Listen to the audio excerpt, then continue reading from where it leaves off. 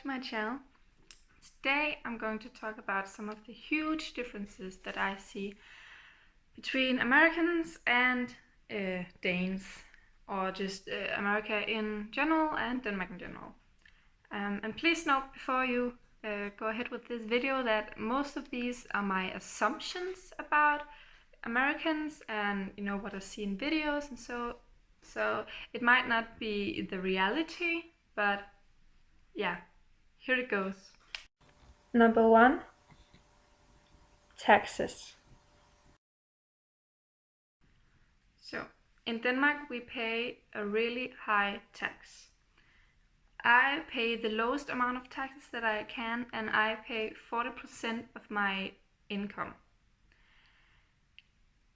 But I know that this seems like a lot, and when you start off with a job and it's you get your first paycheck and you thought you earned a lot and you only may earn like half of what you thought you were gonna get, you are quite bummed.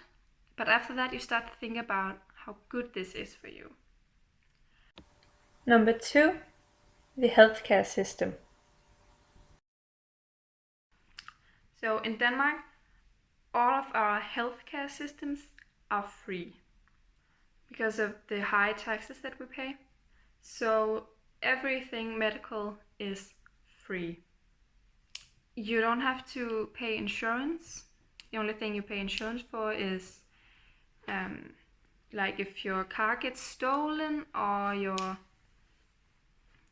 if there's a thief in your house, or you die, then you have a life insurance. But other than that, everything is free,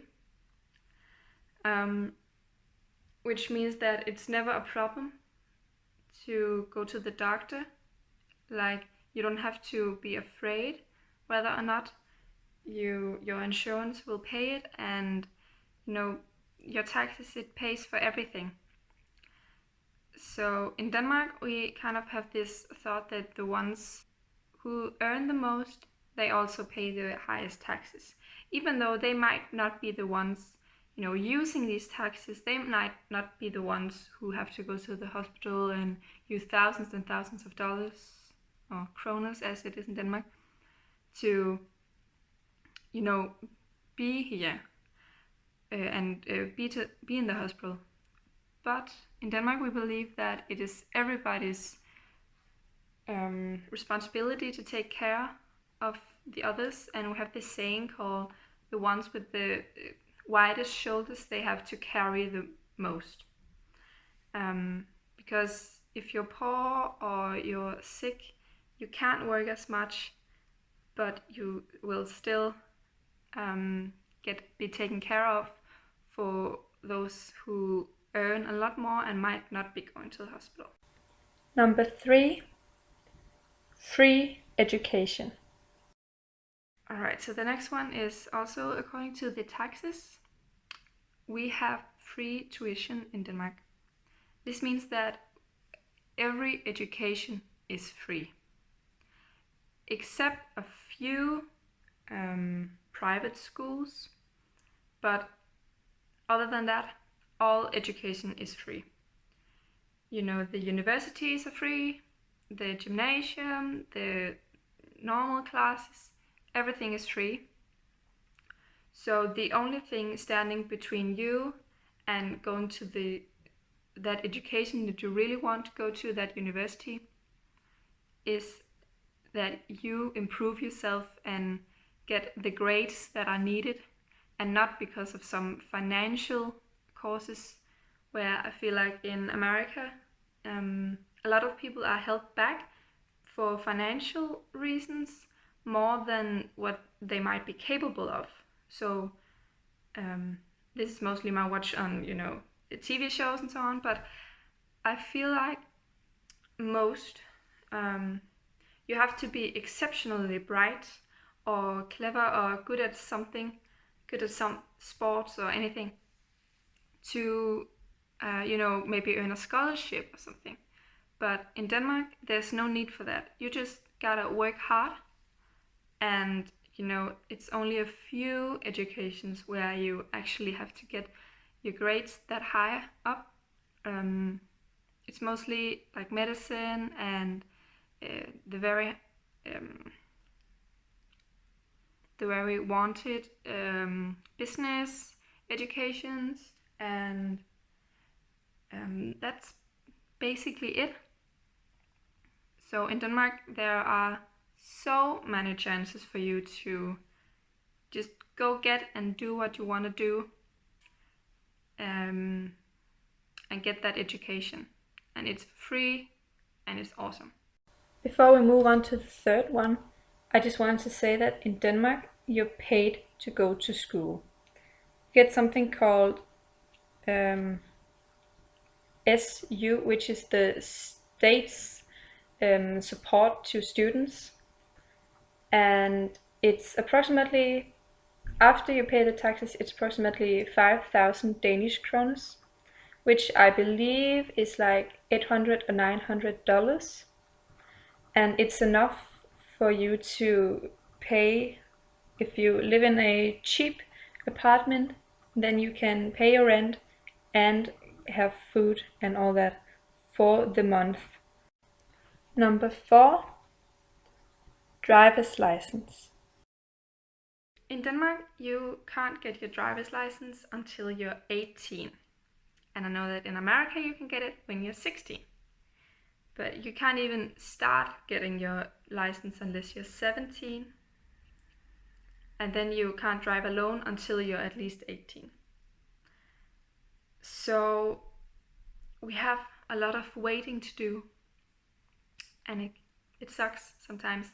But on the other hand, we can't afford to buy a car ourselves, so there's not really that much need to get a driver's license. Number 5, the expense of buying a car. So in Denmark, when you buy a car, it's very expensive. So you buy the car, and this car, it has a certain price, depending on what car and what brand and how old it is and how many kilometers it has been driven and so on. But because the Danish government, they want to take care of the environment and make us not buy as many cars, they set this tax at 200 to 300%. So your car is suddenly 2 or 3 times as expensive as it would have been if you lived in another country. It's a decision made from the government to try to make people not buy cars, and I believe that it's working, because as I see in America, almost everyone has a car, and all the young people have cars and so on, and it's very few people in Denmark who actually has cars when they're young and they go to school, because it's so expensive. Gas is expensive. You have to pay these taxes yearly for damaging the roads, and as I told you, it's really expensive to buy the car. So that's a huge difference. We don't drive much. Instead, we take our bicycles. So we ride our bikes pretty much everywhere. And in the bigger cities, there are more bikes than there are cars, because it's a lot faster, it's a lot healthier, and it's a lot better for the environment to just, go take your bike and get ahead, get started. Number 6, takeaway versus homemade.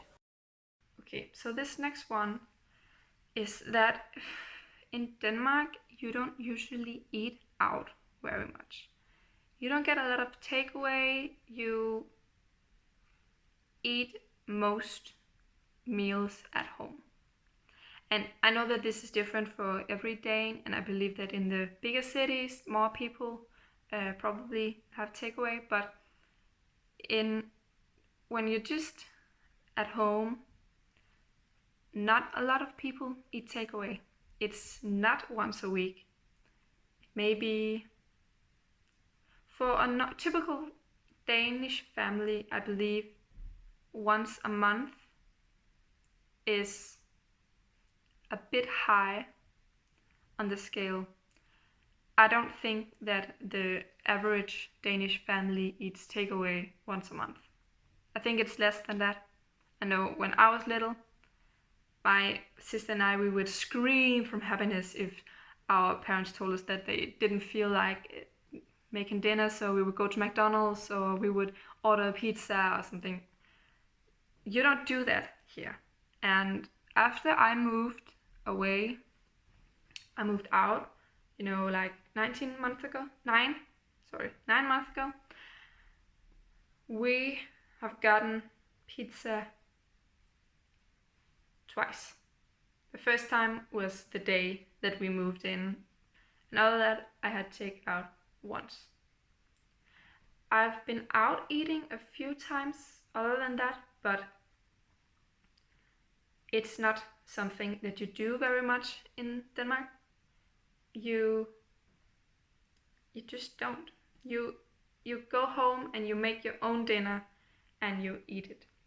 Whereas in America, I feel like it's very normal to eat out or to get takeaway and take it home, and several times a week, and maybe more for young people, I don't know. And it's probably like that in Denmark as well. Number 7. Going out versus staying in. There's the whole issue of going out or staying home. In Denmark, almost everybody stay home. If you meet up with some friends, you do it at home. You do it at someone's house, and you might sit and have wine and, have fun, but you do it at home. Almost never people are like, hey, let's meet up in a cafe. It's always, oh, at your place or my place. That's, unless you don't really know someone and you're going on a date or something, then it's a bit different and you would probably meet up in the city. But other than that, it's like, when you're little, you have these play dates and you go to each other's houses. In Denmark, that never really stops. You just grow up and stop playing as much and talk more and maybe drink a bit more, but you do it at home. Whereas in America and a lot of other countries, it's very normal that when you meet someone, you do it outside of your home. So you meet maybe at a cafe or restaurant or pub or whatever. You don't do it in the private homes. And I don't know.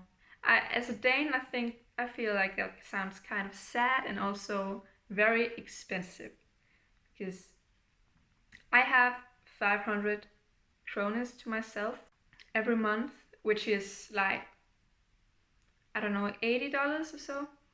And I use that to buy clothes, to buy train tickets back home to my family, to, if I want any treats during that, and also for cafes and the movies and all of that. I wouldn't be able to afford to go out and meet my friends every time we were to see each other. So for me and for my economy, it's a lot better to just meet at home and just sit and talk and have a nice chat and play some games and maybe drink some wine and have fun, more than going out and, seeing other people, but also paying a lot more, if that makes sense.